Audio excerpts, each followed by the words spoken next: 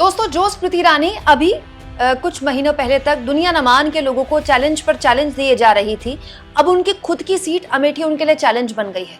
एक बात बताऊं आपको, कांग्रेस ने जब से किशोरी लाल शर्मा के नाम का ऐलान किया है ना, एक चीज बड़ी अच्छी हुई है, गोदी मीडिया ने अमेठी से बोरिया बिस्तरा बांध लिया है।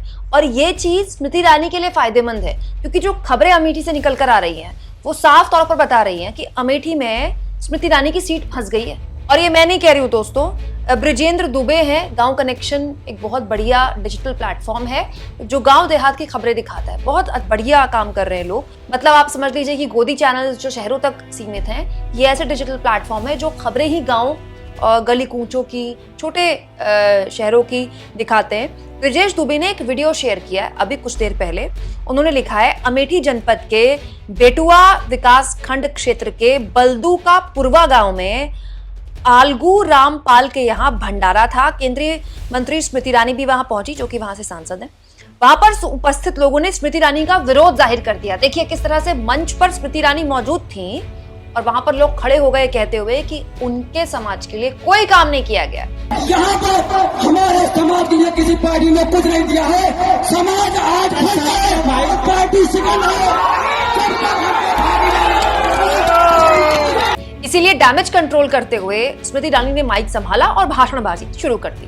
आपसे आग्रह है, भंडारे का कार्यक्रम है, यहाँ पर राजनीति ना करें, वरना मुझे भी यहाँ पर किसी कारणवश बोलना पड़ेगा।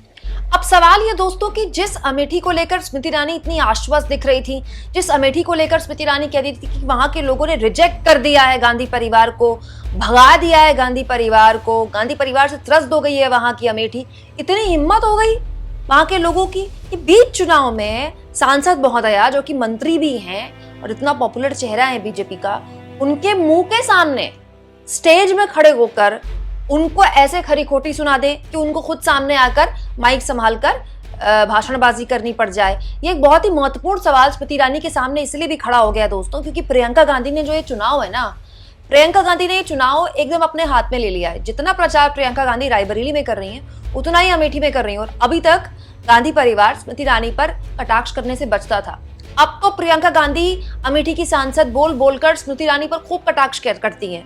कल उन्होंने भाषण दिया है, लगातार उसमें बार बार जिक्र किया है कि कहाँ गई वो 13 रुपए किलो चीनी बेचने वाली, कहाँ गई वो बड़ी बड़ी बातें करने वाली। स्मृति ईरानी के अहंकार का प्रियंका गांधी बार बार जिक्र करती हैं और बार बार अमेठी के लोगों को उनके परिवार से जुड़ी हुई यादें याद दिलाती हैं। तो जिस तरह से प्रियंका गांधी चुनाव लड़ रही हैं, ऐसा लग रहा है कि प्रियंका गांधी ने ना, जैसे ग्राम प्रधानी का चुनाव होता है ना, पंचायत चुनाव, उस तरह का चुनाव बना दिया है अमेठी का। और ये बहुत ही दिलचस्प चुनाव हो गया है। कई बार ऐसी तस्वीरें भी देखने को मिली जिसमें बिना माइक के, बिना लाइट के प्रियंका गांधी रात को ऐसे ही अमेठी के लोगों के बीच भाषणबाजी करने लगी।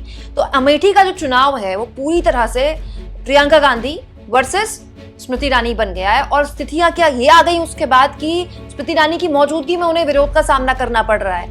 यूट्यूबर और वरिष्ठ पत्रकार अजीत अंजुम ने भी इस वीडियो को शेयर किया और कहा, भंडारे के कार्यक्रम में पहुंचने पर स्मृति ईरानी का विरोध, क्या मामला है? अमेठी वाले कोई बताएं भाई। हमारे कमेंट बॉक्स में भी अगर कोई अमेठी वाला है तो बताएं कि क्या वाकई में स्मृति ईरानी को लेकर जबरदस्त नाराजगी जमीन पर दिख रही है और इस बार बहुत क्लोज फाइट स्मृति ईरानी को झेलनी पड़ रही है, क्योंकि सामने कोई हल्का कैंडिडेट नहीं है। किशोरी लाल शर्मा वो कैंडिडेट हैं जो अमेठी के गली कूचों को जानते हैं।